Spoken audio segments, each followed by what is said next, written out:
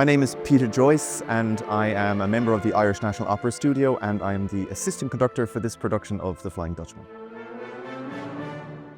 The typical thing we might be doing to start our day is actually just reviewing notes, writing up notes from the previous day, distributing those notes, going to singers in their dressing rooms or just at the beginning of rehearsal and kind of, mentioning small things we may have noticed before. The bulk of the work as the assistant conductor is just being the extra set of ears in the room. So I know from my experience as a conductor that when you're actually there conducting, you're very engaged and you're very sort of physically involved with what you're doing.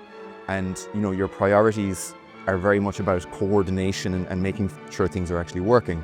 And sometimes you just don't have the time and the space to listen to small details. And so as the assistant conductor, a lot of the time I'm just sitting in the room, not moving, very much just listening. Sometimes if the principal conductor needs to step out or can't be there for a day, you might be asked to just sit in and actually then take over the conducting for the day.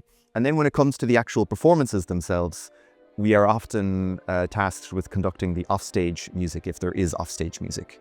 In The Flying Dutchman, there is, in the third act particularly, quite a lot of offstage activity going on. There's a whole chorus, there's piccolos, there's the wind machine, there's percussion offstage.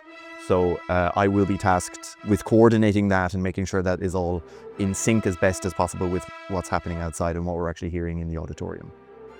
I had actually no intention or expectations or dreams of becoming a conductor until I was already in my 20s. So I played a lot of clarinet and saxophone, I played jazz, I played classical, and I really wasn't sure at all which of those I actually wanted to pursue. And I was lucky enough to be studying in Trinity College Dublin, which has quite a well-known orchestra.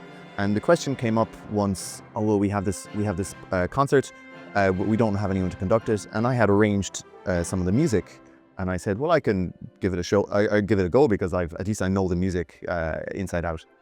And really, that first time I stood in front of that orchestra and gave that first downbeat and had that first wave of sound, I couldn't do anything else. It's an incredibly competitive field. Music in general has become, it always was, but I think it's particularly competitive now.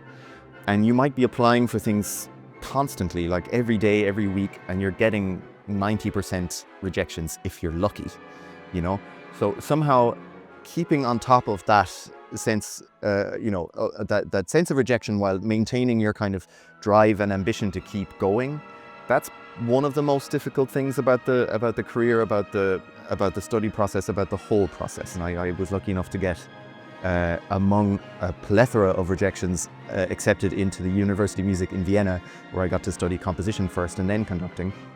And just getting through that filter is one of the hardest things at the beginning of your career, and actually, to be honest, the whole way through it. I think the biggest difference between conducting opera and, let's say, symphonic repertoire is this huge apparatus and machine you have to move from one point to the next. Now, there are obviously very long symphonic pieces. I've been lucky enough to conduct Mahler's Second Symphony, for example, which has a huge trajectory and a huge journey that it goes on. But it's still, for most of it, for almost 90% of that piece, just the orchestra, and you're bringing them somewhere. But when you're conducting an opera of this scale, you really have to be conscious that you're bringing an entire cast of people, singers, production, costumes, everything from the beginning to the end. And you have to really pace yourself and be aware of this architecture and this journey that you're going on. You have to think right at the end of the opera as you're conducting the beginning of the opera. And that's something that becomes absolutely essential and kind of the most important aspect of operas like Tristan and Isolde or Parsifal. And it's been really, really great and challenging to work on that in this opera, which is a little bit more contained and a little bit more accessible. In a way, I think as a conductor, it's a bad idea to have long-term career goals, because I think if you imagine, oh, I want to conduct the Berlin Philharmonic or I want to conduct the Vienna State Opera, you're probably only ever going to be disappointed because it's so few people who get to that level or who get that opportunity. Really, I think the most important goal you can have as a conductor is just to enjoy learning music and working in music every day. I guess I'm in the position to have already set up my own orchestra and festival in my hometown of Galway.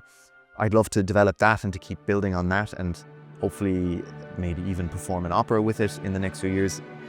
On the one hand, I knew nothing when I started out as a conductor. I still think I know nothing, and I think that's fine.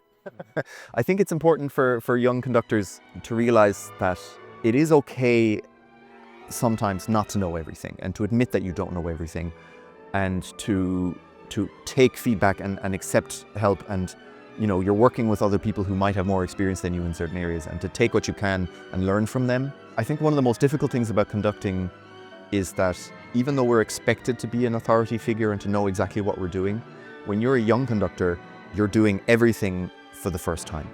And that is incredibly difficult when you're expected to know exactly what you're doing. Don't get caught up in the competitive rat race of this job. Keep focused on the reason you became a conductor. I think that should be, and is for most people, because you love music and you love working with other musicians. You got into this job for the right reasons. It's very easy to get focused on the wrong reasons in this industry and in this career. And I think if you can keep focus on the things you love about it, on the music you love, on the working with the the people and the companies you love, that will really help you going and to hopefully have that long career we all want to have.